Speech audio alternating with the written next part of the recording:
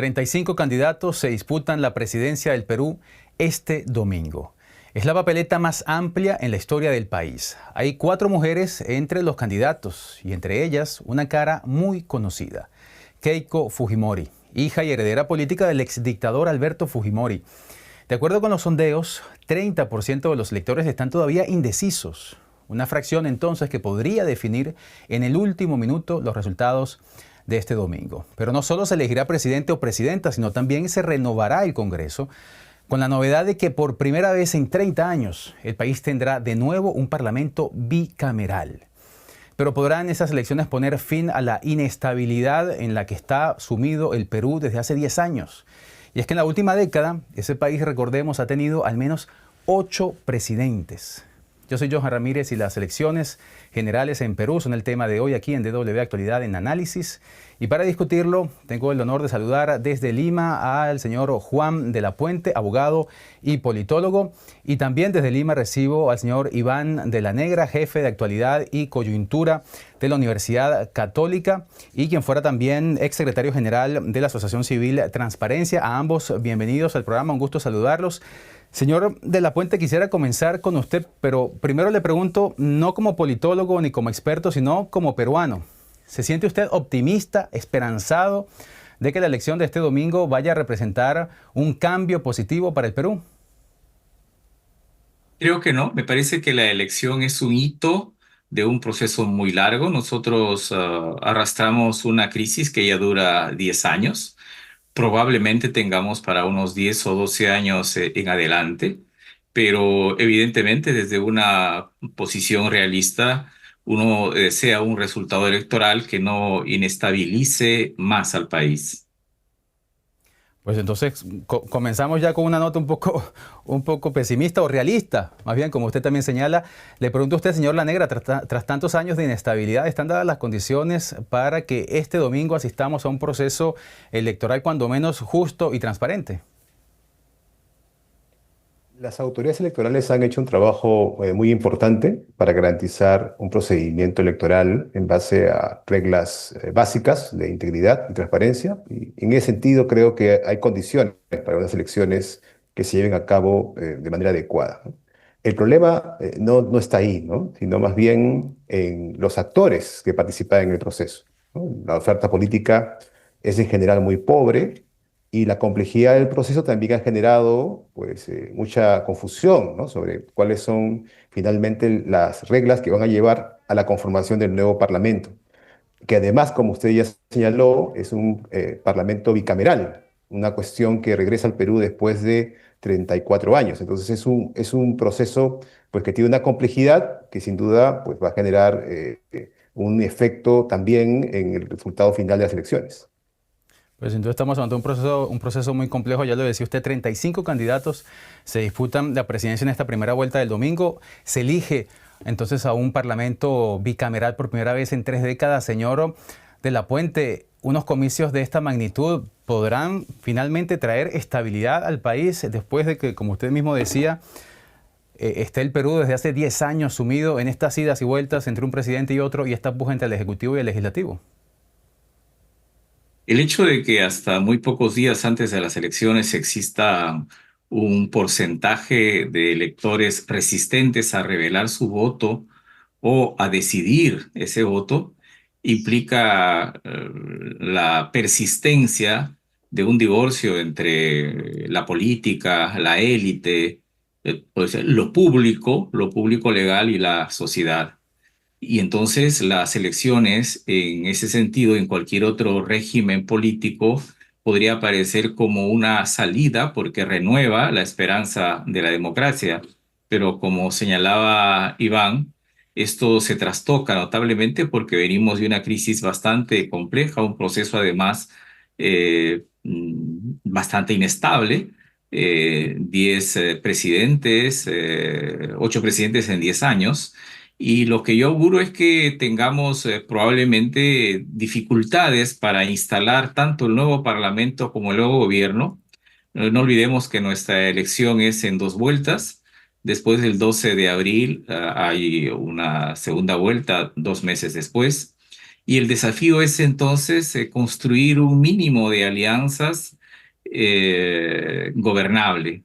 Y eso depende de la composición del Parlamento, porque la presidencia de la República, el Perú es un país presidencialista, aunque moderado, pero presidencialista, la presidencia de la República se ha devaluado bastante. Por lo tanto, el juego del equilibrio de los dos poderes es mucho más delicado. Entonces, todo depende de cómo se construya un juego de alianzas que permita una gobernabilidad mínima.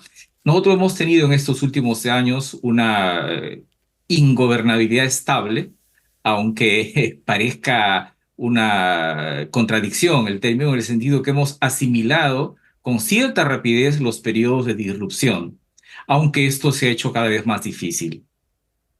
Sí, si de algo sirve de consuelo, creo que no, pero vale la pena recordar que sí, decimos que el Perú vive un periodo de inestabilidad, 8 presidentes en 10 años. Francia, que consideramos, ¿no?, desde América Latina es visto como una democracia madura, estable, ha tenido 8 primeros ministros en los mismos 10 años. Pero bueno, eso no cambia nada la realidad de los peruanos que viven en esta inestabilidad. Usted mencionaba algo importante, señor de la Puente, el equilibrio de poderes. Yo entiendo que este nuevo Parlamento bicameral va a estar compuesto por una Cámara Alta y una Cámara Baja. El Senado, leía yo, dispondrá ahora de superpoderes, dicen algunos, y los constitucionalistas advierten que esto creará un desbalance justamente de poderes. Señor La Negra, explíquenos ustedes por qué esto podría suceder o si al contrario aportará algo en la solución para traer estabilidad al país. En primer lugar, el diseño electoral puede llevarnos a que un partido que obtenga un resultado relativamente modesto tenga una representación muy alta en la Cámara de Senadores. Ese es un primer dato importante. Lo segundo, que los 60 senadores tienen responsabilidades que incluyen la revisión de cualquier ley que la Cámara de Diputados vaya a plantear, y esa revisión o rechazo no tiene la posibilidad de ser nuevamente vista por la Cámara de Diputados. Es decir, la Cámara de Senadores es última y definitiva instancia de cualquier proceso legislativo. Eso sin duda le da mucho poder. Por otro lado, también tiene a su cargo el nombramiento de los jefes de varias instituciones claves dentro del sistema democrático peruano. El Tribunal Constitucional, el Defensor del Pueblo, el Contralor, los integrantes del Banco Central de Reserva. O sea, son instituciones muy importantes, ¿no? Y pasarían por el Senado. Y además, como ya ocurría en la Constitución anterior del año 79, la Cámara de Senados no puede ser disuelta, cosa que sí puede ocurrir con la Cámara de Diputados. Entonces, todos estos elementos combinados, más otras reglas, que no hay tiempo para discutirlas y presentarlas, sí generan un desbalance, ¿no?, entre la Cámara de Senadores y la Cámara de Diputados, y además, en general, un Congreso con mucha fuerza en relación con el Poder Ejecutivo. Que efectivamente leía yo que eso es un tema clave porque ni siquiera el presidente puede disolver esa Cámara Alta. Señor de la Puente, yo recuerdo que en otros procesos electorales, tanto en Perú como en América Latina, hay campañas tremendamente violentas, lo que llamamos campañas sucias. ¿Cómo llega el país a esta cita electoral? Hay un ambiente de polarización política en el Perú, como ha habido también en otras ocasiones. Lo que tenemos es un proceso mixto de polarización y fragmentación. Da la impresión que a veces es más uno que lo otro, pero creo que son dos conceptos bastante concurrentes.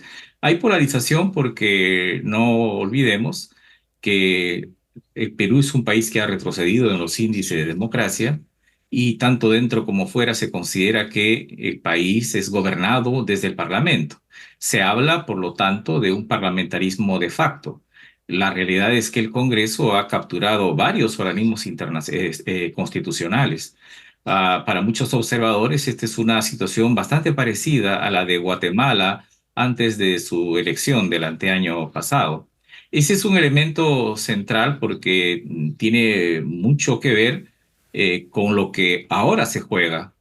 Entonces, en la polarización hay una, diría, campaña orientada a que no se relija esto que los peruanos llaman pacto parlamentario. Pero por otro lado, el hecho de que tengamos 35 candidatos presidenciales implica que hay también una fragmentación muy importante. y además con las encuestas señalan que los territorios votarán de modo bastante diferenciado. Este juego entre polarización y fragmentación promueve una campaña donde la mayoría de la población ha estado de espaldas a las ofertas electorales. Yo diría que el signo más importante de esta campaña electoral es este país antielectoral. Un mes antes de las elecciones teníamos casi el 60% de peruanas y peruanos que no querían revelar su voto. Esto es un asunto inédito, inclusive en relación a las elecciones del 2021. De modo que, siendo obviamente una campaña donde los candidatos fueron hostilizados y por eso en varios casos recurrieron a actos cerrados y no a actos abiertos, estamos frente a un proceso donde se alterna esta fragmentación y polarización para producir una extraña inestabilidad, de modo que lo más deseable sería que el resultado electoral sea aceptado por todos, teniendo el antecedente del año 2021, Sí. que quien perdió la elección, que fue Keiko Fujimori, planteó una campaña aludiendo fraude. Sí, y además unos resultados que se demoraron más de un mes en ser publicados por la autoridad electoral. Vayamos ahora a lo pragmático, a lo que le interesa tal vez más a los ciudadanos. Señor La Negra, ¿cuáles serán los principales desafíos, las principales prioridades que tendrá el próximo o la próxima presidente o presidenta del Perú? Respecto a las preocupaciones ciudadanas, sin duda el tema de la seguridad es crucial, ¿no? Es un tema en el cual las cifras muestran un deterioro de las condiciones de seguridad ciudadana en el país, en particular en algunos departamentos, y eso desde luego también incluye la capital, Lima, ¿no? Y ya ha habido inclusive movilizaciones y protestas exigiendo a las autoridades actuales poder tomar medidas adecuadas. Sin duda, ese va a ser uno de los desafíos más importantes. Por otro lado, también ha ocurrido en los últimos años un deterioro de algunas condiciones que permitieron que el Perú tuviera una condición macroeconómica muy buena. Es reconocido el Perú por un país con una moneda estable, inflación baja, reservas internacionales muy importantes, pero de manera paulatina, por ejemplo, se han deteriorado las condiciones para garantizar el equilibrio fiscal. Y hay muchas voces que indican de que si se mantiene esa tendencia, se puede poner en riesgo mucho de lo que ha significado un esfuerzo muy grande para el país durante los últimos años. En tercer lugar, tenemos un montón de temas que vienen desde todas las décadas pasadas, ¿no? Todavía subsiste la pobreza, en particular esta aumentó con la pandemia. También tenemos problemas muy importantes de desigualdad, de acceso a servicios públicos. De otro lado, hay una cuestión ya vinculada con lo político, es decir, si queremos evitar que estas condiciones inciertas se reproduzcan dentro de 5 años, es una tarea indispensable que el próximo Congreso y el Ejecutivo articulen con múltiples actores y busquemos una manera de construir reglas y también instituciones que nos permitan tener condiciones mucho más predecibles sobre el futuro político del país. Son muchos los desafíos para este próximo gobierno y por esa razón lo que decía Juan de construir coaliciones va a ser fundamental para no solamente dar cierta estabilidad, sino para hacer viable algunos cambios que el país necesita. Entonces, sin duda, la criminalidad y la inseguridad está en el centro del debate. Yo me pregunto, señor de la Puente, otro tema que también estaba en el centro del debate hace algunos años, no sé qué tan importante está siendo o ha sido en esta campaña electoral, y me refiero a la migración. ¿Qué rol está jugando ese asunto actualmente en estas elecciones? Es un tema relevante, probablemente no tenga la relevancia que tuvo en las pasadas elecciones chilenas, pero hay un mensaje claro que asocia en gran parte el auge de la criminalidad con la presencia migrante, pero ningún candidato ha planteado como su principal punto de campaña, de salida, la expulsión masiva de migrantes. Se incorpora dentro del paquete de la seguridad ciudadana. De hecho, el Perú es parte de esta ola de reclamo de mano dura, aunque a diferencia de otros países, nosotros ya llevamos 4 años de mano dura porque se han modificado las reglas penales y se le ha dado carta libre para operaciones a la policía y se ha decretado el estado de emergencia en varios territorios, incluyendo la capital. Entonces, la gente sí quiere resolver el asunto del crimen o que se resuelva, pero también importa mucho quién lo dice. Tenemos de los 35, 4 candidatos presidenciales que fueron generales, miembros de las Fuerzas Armadas, ahora en situación de retiro, pero por ejemplo ninguno tiene una posibilidad expectante. De modo que el asunto de la inseguridad ciudadana también se mezcla con él, con la cuestión de las reglas de la política, la democracia, la corrupción, el abuso, la confianza, etcétera. Sí, en ese sentido yo me pregunto cuando hablamos de confianza, cuando hablamos de las reglas políticas y de la democracia, señor La Negra, ¿qué está pasando con el voto joven? ¿Es cierto que podría tener una influencia importante en los resultados de este domingo, esa nueva generación que tal vez llega por primera vez a este ejercicio democrático? Bueno, en esta elección, las personas entre 18 y 29 años que van a ir a votar constituyen aproximadamente el 25% del total de electores y aproximadamente 2,5 millones de jóvenes van a votar por primera vez. Entonces, sí tienen un peso muy relevante. Y para ellos, además de los temas que hemos mencionado sobre la seguridad, ¿no? Sobre los temas de brechas sociales que existen, también hay una gran incertidumbre, ¿no? Sobre el futuro laboral en particular, ¿no? ¿Cuáles son las posibilidades que ofrece el país para ellos?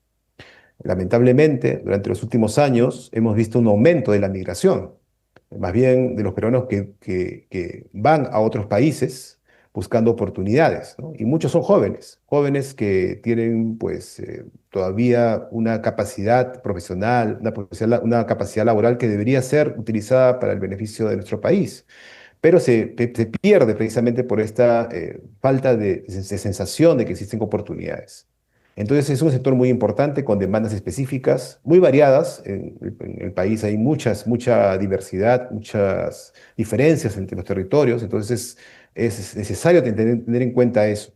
Y finalmente, un punto que no quería dejar de mencionar, ¿no? Que también tiene un peso muy importante para la agenda peruana, ¿no? Que es el crecimiento de las economías ilícitas, en particular la minería ilegal, ¿no? Que tienen desde luego un peso muy importante últimamente en las elecciones y en el poder político, ¿no? Ha aumentado su influencia y seguramente serán uno de los puntos que va a marcar la posibilidad de cualquier solución política en los próximos años. Pues interesantísimo lo que nos dice, ¿no? Hablando del voto joven, precisamente de cómo ese sufragio podría inclinar la balanza hacia un lado o hacia otro. A mí lo que me llama la atención es que resulta un poco contradictorio porque vemos caras muy conocidas en esta campaña electoral, es decir, al contrario de gente nueva que pudiera tal vez atraer a ese voto joven. Y en ese sentido, señor de la Puente, yo le confieso que hay muchas cosas de la política peruana que no logro entender. Y debo decir en mi descargo que creo que no es por falta de inteligencia o falta de información, sino por las complejidades tremendas de la política interna peruana. Una de ellas, que me resulta a mí fascinante, es la omnipresencia de la familia Fujimori en el espectro político del país. Después de todo lo que ha pasado, Alberto Fujimori, dictador del Perú, autogolpe, prófugo de la justicia, enjuiciado, sentenciado a 25 años de cárcel por delitos de homicidio, secuestro agravado por tratos crueles. Su hija, Keiko Fujimori, ha sido encarcelada 3 veces. No vamos a entrar en más detalles porque si no se me hace demasiado larga la pregunta, pero explíquenos, señor de la Puente, por favor, cómo es que después de tanto la familia Fujimori sigue en la política y Keiko, hija del exdictador, coquetea una vez más con la presidencia del país. Probablemente sea una especie de tradición filipina, ¿no? Esta persistencia de una candidatura que por cuarta vez va a las urnas. Pero lo cierto es que hay un porcentaje de peruanos que tiene una memoria, desde mi punto de vista, deformada respecto a que parte de las buenas cosas que le pasaron al Perú en los últimos años tiene que ver con el gobierno de Fujimori. Y entonces relativiza el hecho de que haya sido un gobierno corrupto y que haya sido sentenciado también por violaciones graves a los derechos humanos. Pero también tiene que ver con las características de nuestra sociedad, donde el sistema de partidos es bastante débil, donde se ha producido una crisis de representación muy profunda, y entonces la persistencia de la opción de Fujimori también está ligado a estas apariciones de fenómenos complejos como las economías ilegales. Un muy reconocido economista peruano señaló que el Perú tenía tres economías: la legal, la informal y la ilegal. Nosotros tenemos casi el 80% de informalidad. O sea, el fujimorismo se explica en este enorme concepto de desdemocratización o desconexión de la democracia que pasa en otros países y que probablemente en el Perú es más insistentemente. Nosotros tenemos 27 millones de votantes que acudirán a las urnas, y no podría decir yo que haya un perfil del elector único. De hecho, las brechas son profundas. Lima respecto de las regiones, la costa en relación a la Amazonía y a la sierra, el norte en relación al sur, el país legal, el país informal. Es un cóctel, sí, difícil de comprender, pero tengo la sensación que las claves, ¿no? La genealogía de esta dificultad no se han construido de una sola vez, sino de un proceso histórico bastante complejo. No olvidemos que vamos a las elecciones luego de que el Congreso actual evitó el pedido de adelanto electoral que en otros países puede ser tramitado fácilmente, y eso le costó por lo menos 60 muertos en una represión cruenta entre diciembre del 2022 y 2023. Entonces, también este proceso tiene heridas abiertas por el otro lado. De modo que así como existe el fujimorismo, el antifujimorismo que impidió que Keiko Fujimori ganara en las tres oportunidades anteriores sigue siendo vigente. Y muchos apuestan a eso. Y entre esas complejidades del electorado que usted mencionaba, pues hay otro que algunos no quieren, pues no mencionan, ¿no? Ese es un tema un poco tabú, también el racismo, ¿no? Que en el Perú también tiene una influencia. Yo, lamentablemente, tenemos que ir terminando, pero me encanta conversar con ustedes. Por mí me quedara mucho rato más, pero quisiera terminar con hacer la misma pregunta a ambos. Presumo que ninguno de ustedes quiere especular, y a mí tampoco me gustan las especulaciones, pero les digo que en esta ocasión no me puedo evitar hacerles esta pregunta que me resulta obligatoria. Voy primero con usted, señor La Negra. ¿Cuál es su pronóstico para este domingo? ¿Quién gana? Eso es una pregunta muy difícil en el Perú, porque a veces los resultados, digamos, en las encuestas que no se publican en el Perú por establecer la ley que la semana anterior a la fecha de elección no se pueden publicar, pero de los que se conocen, ¿no? De manera, digamos, reservada, los resultados siguen siendo muy estrechos, ¿no? Y todavía hay mucha incertidumbre. Hasta el último día, posiblemente hasta el mismo domingo, podremos tener ya, pues, más claridad, ¿no? sobre el tema. Y también existe la posibilidad, eso sí, de que haya un resultado muy estrecho, sea para definir, ¿no? el primer, segundo o el tercer lugar. Y si eso ocurre, también va a haber mucha presión sobre la autoridad electoral, ¿no? Porque seguramente va a haber, por ejemplo, quizá otra vez este fantasma de las acusaciones infundadas de fraude, ¿no? Entonces, creo que es un resultado que va a requerir, pues, mucha paciencia, ¿no? Las próximas semanas para poder tener finalmente una claridad de quiénes van a estar en el Congreso y quiénes van a ser los candidatos que seguramente irán a la segunda vuelta. Pues me ha esquivado usted la pregunta con una maestría como un torero español. No crea que no me di cuenta que no se quiso mojar las manos. Pero le pregunto entonces ahora a usted, señor de la Puente, a ver si tengo mejor suerte. ¿Quién ganará este domingo? A ver si usted sí se atreve. Bueno, de hecho, ningún candidato supera largamente el 10%. Solo la candidata Fujimori está por encima del 10%. Entonces yo creo que podríamos tener dos escenarios. Un escenario como el año 2021, donde pasa a la segunda vuelta una candidata o candidato que se llama del pacto parlamentario del actual parlamento, y un candidato contra el pacto o antipacto. Ese sería un escenario del año 2021. Y el otro escenario es el año 2000, del 2016, donde pasan dos candidatos conservadores. o candidatos que se parecen mucho en el programa económico. La diferencia entre ambos escenarios tiene mucho que ver con la velocidad y la intensidad del llamado desembalse de votos. Deben estar moviéndose en estos últimos días unos 5, 6, 7 millones de votos, de modo que frente a candidaturas que atraen muy poca votación, un candidato que está en el tercer lugar podría saltar al primero, o un candidato que está en el primer lugar podría terminar en el cuarto o quinto. La caída del exalcalde de Lima, López Aliaga, en los últimos días es bastante indicativo. De modo que, sin señalar nombres, yo diría que son esos los dos probables escenarios, ¿no? Sí, yo reconozco que les he hecho una pregunta muy compleja porque hacer pronósticos, sobre todo en el Perú, es tremendamente complicado. Basta ir a la última elección cuando en la primera vuelta nadie conocía a Pedro Castillo y salió elegido en primera vuelta y de pronto en la segunda dio la sorpresa y se convirtió en presidente, luego con el desenlace que ya conocemos, que siguió sumando inestabilidad al Perú.